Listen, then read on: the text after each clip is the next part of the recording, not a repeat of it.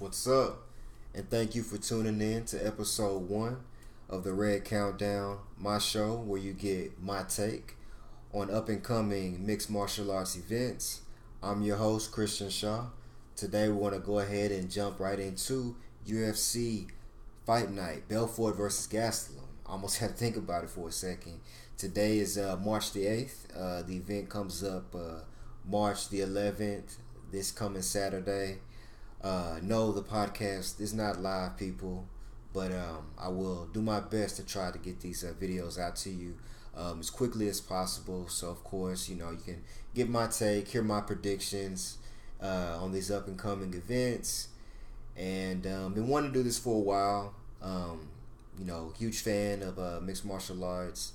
Done some training back in the day. So just ready to give my take and my input, and hope you guys enjoy it. And we can grow this podcast, grow this show together. And again, if you like my shit, my footage, please remember to like and subscribe. And you can leave a comment or so. Let me know what ways we can improve this show, make the experience that much better. So enough of that. I think without further ado, we should go ahead and jump right into the podcast, or into the breakdown rather. And I want to recap, though, before I jump into Fight Night. I want to recap just a little bit of UFC 209.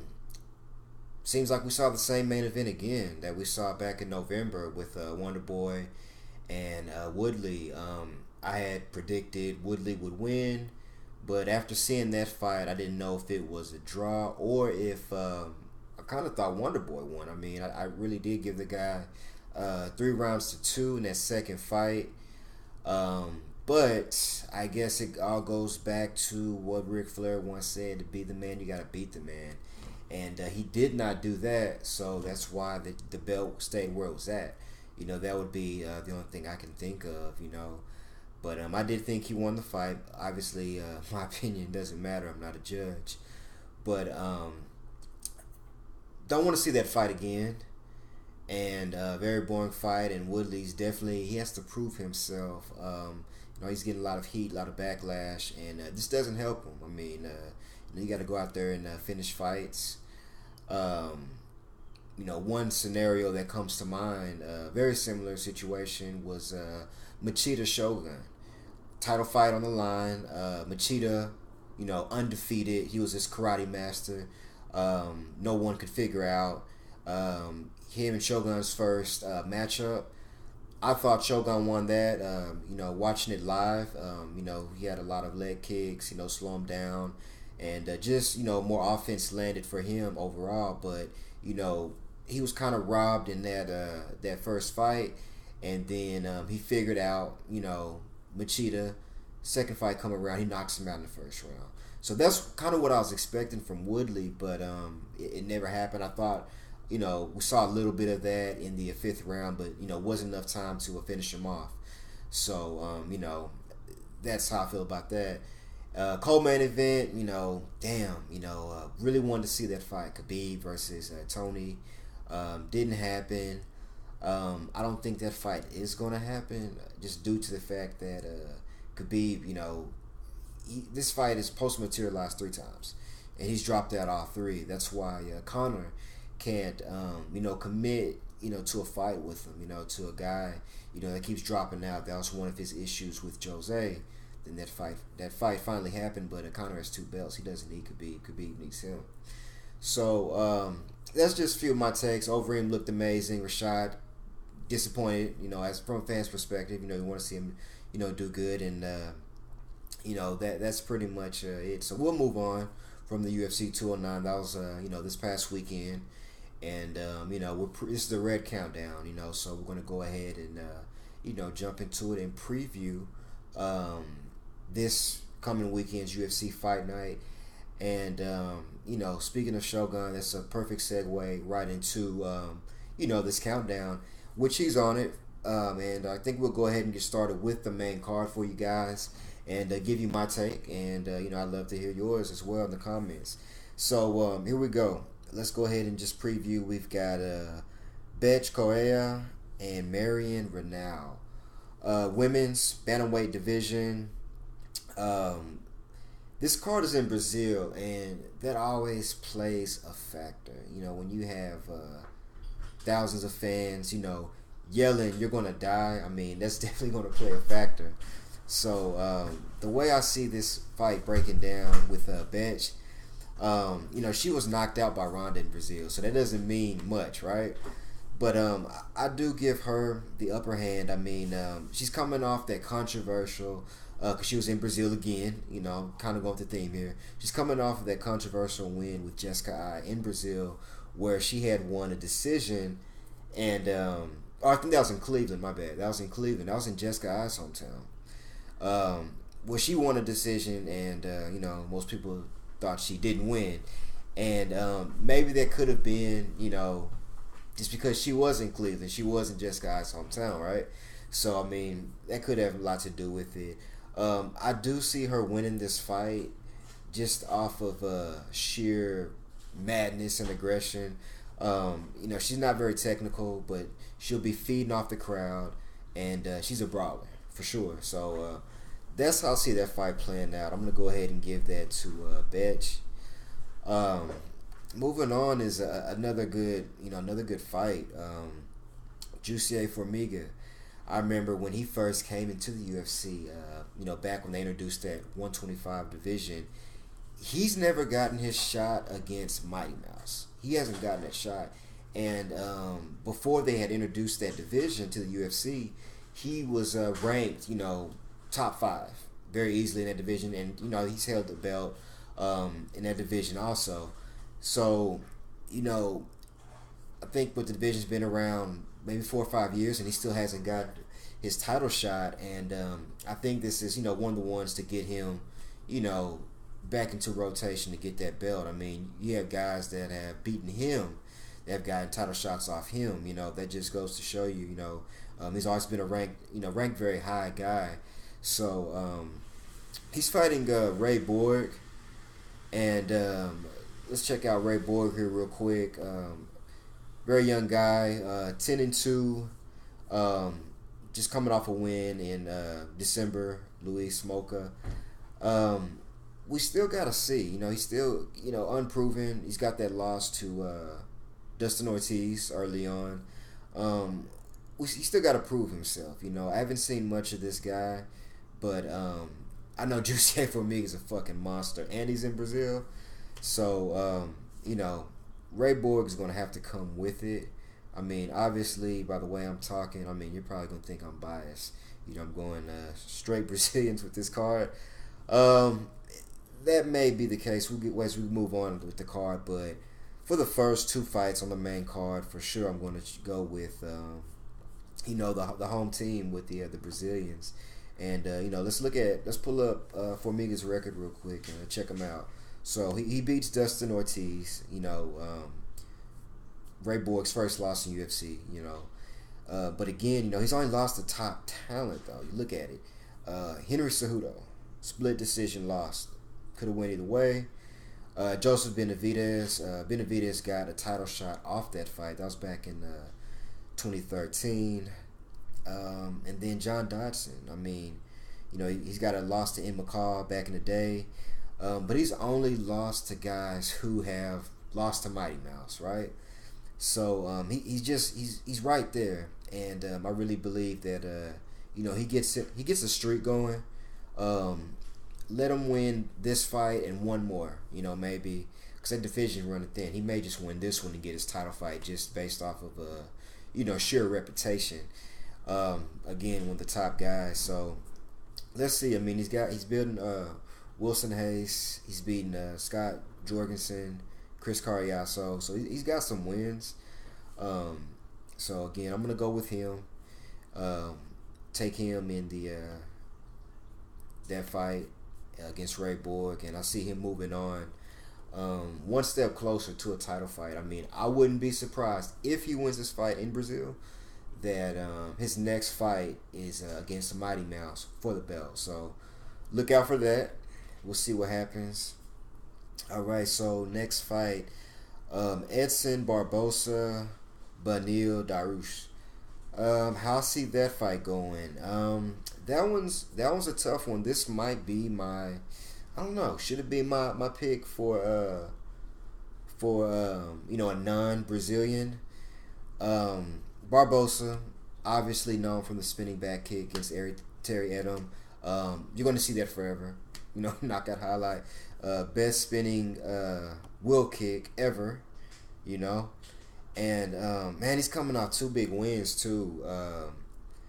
Anthony Showtime Pettis and Gilbert Melendez back to back, just a few months apart last year. So good for him.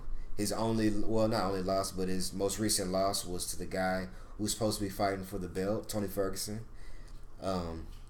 So I mean, he's on a nice streak. He's on a nice streak. I would say if he gets by Neil and wins one more fight, because you still got Tony, you still got Khabib up there, even though he just missed weight.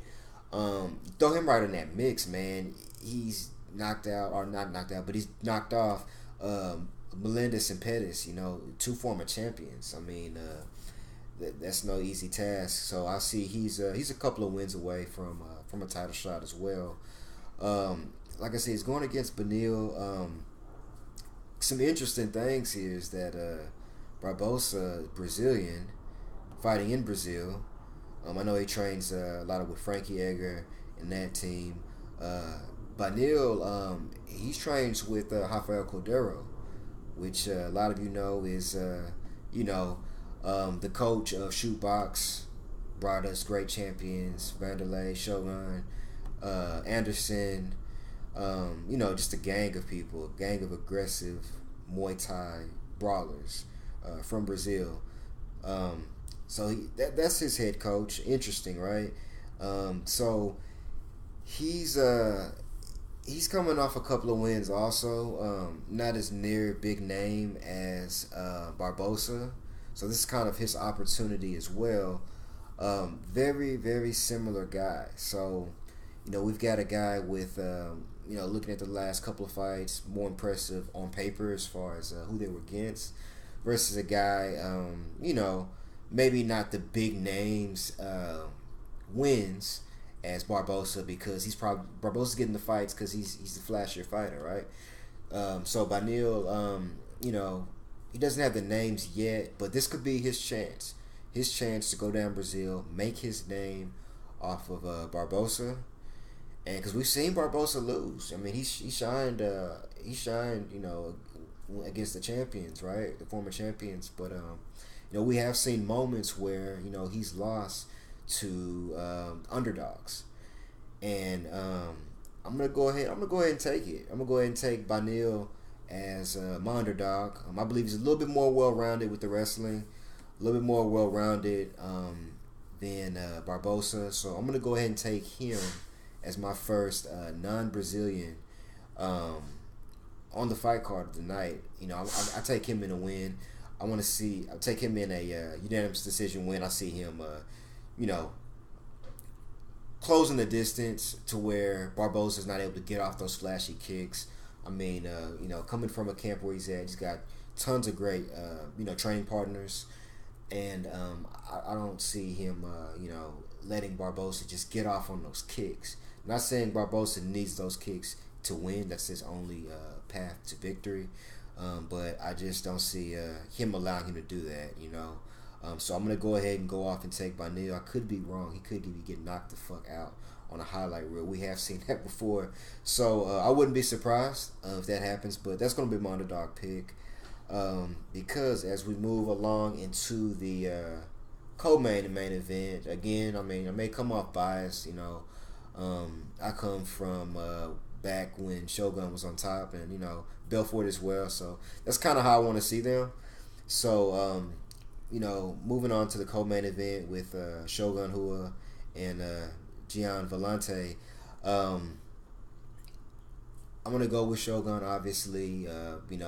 Other than being a fan, one of my favorite fighters, I'm gonna go with him off sheer aggression.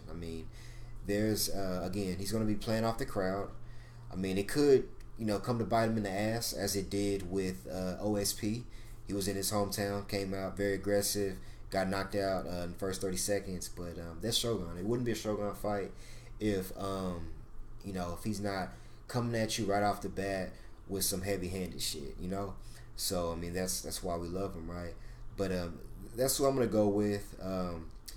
He's trying to put together a streak. Last victory against Corey Anderson, where that was in Brazil last year, and that one I liked. I liked how Shogun looked in the first round. It was vintage Shogun. Knocked him down, almost finished him off with hammer fist to the face. Vintage, right? Corey Anderson kind of fought back. We saw Shogun slow down a little bit, which made it for an excellent fight. But certain referees, they would have stopped it in the first. I didn't think it should have been stopped in the first. Did I want to be stopped in the first? Sure, to get the KO, the TKO. But he's putting together a streak. Before that, he had beat a Little Nog. So he's putting together a streak, and he's far from a title shot. I mean, he's not going to get that unless he goes to middleweight. Don't see it happen at light heavyweight, but you want to see him involved in like these fun fights where he's going against guys just going to slug it out with him, kind of like Dan Henderson. So like those Dan Henderson fights, which were some of the best fights ever. And so that's what we're hoping for, with this Gian Vellante fight. Now, Gian Vellante, I mean, he's no slouch. I'm biased as fuck, but let's focus on Gian real quick. And let's take a look at him. I mean, he's going to be coming in with, for sure, the size. But he's pretty streaky. Last fight, TKO win. Fight before that, lost unanimous decision. Fight before that, KO over Anthony Parash. Fight before that, he KO lost to 50 Tom Lawler. So, I mean, and then before that, he stopped Corey Anderson. So, again, he's a streaky guy. He's alternating wins and losses. He's another guy looking for a win streak. So, I mean, he could very well come in, knock Shogun off, be on a win streak, and string together some wins and, maybe in the future go for a title shot. I just don't think it's going to happen. But that chance is always there. So, it'd be interesting to see. This guy's been active. I mean, he last time he fought was on the Albany card in, New York in December, right? So that's only, a few months removed versus Shogun hadn't fought since like last April. So, that's, you factor in that, and you factor in, although they're close in age on paper, Gian is 31, Shogun's not too much older than that. But he's a much older as far as because of the wars. The Dan Henderson fight and the John Jones beatdown probably took off 5 years of his life, or sped him up 5 years. They made him 5 years older than what he really is, I believe. He's 35 now. He's 35 years old. Shogun's probably in fight age. He's fucking close to 40, if not 40. So that takes a lot out of you too. So get the young, hungry lion. We'll just see how hungry Gian Vellante is, and can he make a name off of a legend. Y'all know which route I'm gonna go as far as the pick. So let's move on to the main event of the evening. We've got the former light heavyweight champion Vitor Belfort versus the Ultimate Fighter winner, fucking hungry as fuck, Kelvin Gastelum. Now, there's another one where I'm like, my heart says Belfort. I've been following him forever, but my head says Gastelum. Gastelum's a fucking animal, and he's hungry. I mean, he's already knocked off some former champions. Johnny Hendricks comes to mind, and Belfort, he just hasn't looked good since he's been off the shit. Since he's been off the TRT. And, the super strict USADA drug testing in UFC, he hasn't looked good. I mean, he's had a couple of TKO losses to guys that are in that top five, though. That's one thing we got to consider. Gegard Mousasi, TKO punches. He lost. That was the most recent loss. Jacare, that was on the same card that we were talking about earlier in Brazil. So those were his last two losses, and with Jacare, damn, I see Kevin Gastelum doing the same shit. Take him down, end up in the ground position. Kelvin advances position, ground and pound. The ground and pounds him into oblivion. That's kind of what I'm seeing or thinking rather. He hasn't looked good. I want to see him do good at any given moment. I mean, everybody knows, especially when Belfort was on the shit in the first round. He's the most dangerous guy. Between him and Rumble Johnson, they're the two most dangerous guys in fighting. In the first round. But since he's been off, he hasn't been the same fighter, right? Still managed to KO Dan Henderson, so we'll see. But I just see Gastelum with superior wrestling in this. I mean, I see him using that. He's at a pretty big height and reach disadvantage when it comes to Belfort. I mean, the guy's really. I think he should be a welterweight. He needs to hook up with the right nutritionist, get his weight down, because he could be a very dominant champion at welterweight. But he's looking so good at middleweight, and Dana made him, go to middleweight and kind of stay there. So, I mean, he's looked great. He's beat Tim Kennedy, retired Tim Kennedy his last fight, TKO'd him. Johnny Hendricks beat him, as we mentioned. I mean, his only losses have been split decisions. When it's a split, as you know, it can go either way, right? Neil Magny to the champ Tyron Woodley. So those are literally his only losses ever. And he's beaten bigger guys. Tim Kennedy TKO'd him. Also Nate Marquardt TKO'd him as well. Guy coming down. Oh, well, that was a middleweight fight, but Nate, he goes back and forth as well. So, I mean, he's beaten guys at the middleweight division. Started out Ultimate Fighter at the division as well. And this is a big test for him, a big jump. This is opportunity to get the biggest name. Johnny Hendricks is a big name, former champion. But this gives him another opportunity to, to get a big feather in his cap, by facing a big name like Belfort. Champion, been in multiple title fights, legit legend. So I'm gonna go Gastelum. This will be my second American pick for this one, our second non-Brazilian pick. I'm gonna go Gastelum by TKO, and I see it from a ground position. Belfort has looked horrible on the ground. It's like he's not even trying. Go back and watch that Jacare fight. Not saying Gastelum is Jacare, but that motherfucker's relentless. He's like he's a miniature version of Cain Velasquez. He doesn't get tired. Well, he does. I've seen him gas a little bit, but you know what I mean. You guys understand. Look at him and look at Cain. I mean, they're damn near the same fighter. But so this would be his opportunity to do that. And so let me go back and recap how I see this going down Saturday night. So we've got main card. We've got Betch Correa, Marion Renal. I went Betch. I'm gonna stick with her. She's gonna be feeding off that crowd and come out with tons of aggression.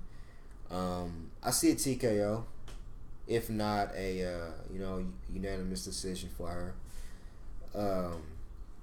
Flyweight fight, very important fight for Jussier Formiga. If he's ever going to get closer to Mighty Mouse, getting his opportunity to fight him,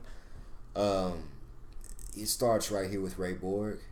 And because that division is thinning out, because Mighty Mouse is cleaning out, this could be his win to catapult him to that title fight with Ray Borg. So I'm gonna, like I said, I'm taking him. I'm taking him by unanimous decision against Ray Borg in his home country, Brazil. So going that route. Next fight up, lightweight, Edson Barboza by Neil Darush. Again, going with Benil on this one. I think when you have a coach like Rafael Cordero that has created, these Brazilian Muay Thai brawlers, these legends that I mentioned. It is not much that he hasn't seen. And with creating that, offense and defense, for that type of fighter. So he's fighting, Banil Dariush fighting Edson Barbosa. He has Rafael in his corner. And I think Rafael, is going to help him, get him ready for this fight in regards to, being able to not give Edson Barbosa that space he needs to fucking just tee off with those, fantastic kicks he does. And, not saying that's his only offensive weapon, but, that's a big main part of his offense. And I just don't see him being able to get off. I think Banil knows the defense to that. He's seen that in the gym a ton of times, and I think you will see him counter that perfectly in the fight. Again, I could be wrong, and he could be getting knocked the fuck out in spectacular fashion. We'll just have to wait and see. Co-main event, Shogun Volante. Again, with Shogun,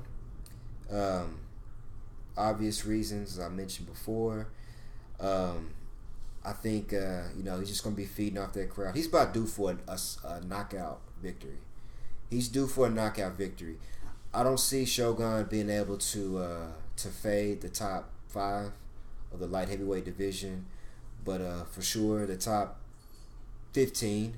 And he's not going to be fighting for a title fight in that division again. But there's a lot of fun fights for him, and this is one of them. And when you fight Shogun in the way he wants you to fight him, bring that aggression, it usually doesn't end too well for you, Usually he's getting a knockout in the first round, and that's what I expect Saturday night. Knockout first round, Shogun.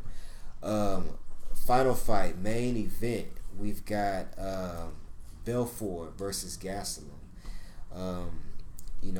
My heart is saying Belfort. I want want Belfort to win. Been following him forever. Legend of the sport. But my mind is saying Kevin Gastelum. He's streaking. It's time for the young lion, not the old dinosaur. So I have Kevin Gastelum by TKO. Probably I'm gonna say second round. First round, Belfort's gonna come out in a fucking firestorm like he always does. Gastelum will weather that storm, and I see him getting a TKO victory. Maybe a submission too. His submission skills on point too. Maybe a submission in the second round. I see Vitor, slowing down a little bit. So those are my predictions, guys, for UFC Fight Night coming this weekend, March the 11th. I'll immediately after the fight be recapping it, see how off I was on my predictions. And again, thank you guys for tuning in to Red Countdown Episode 1. And, if you like my shit, please subscribe and like. Appreciate all the fan support. Thank you guys. Have a good one.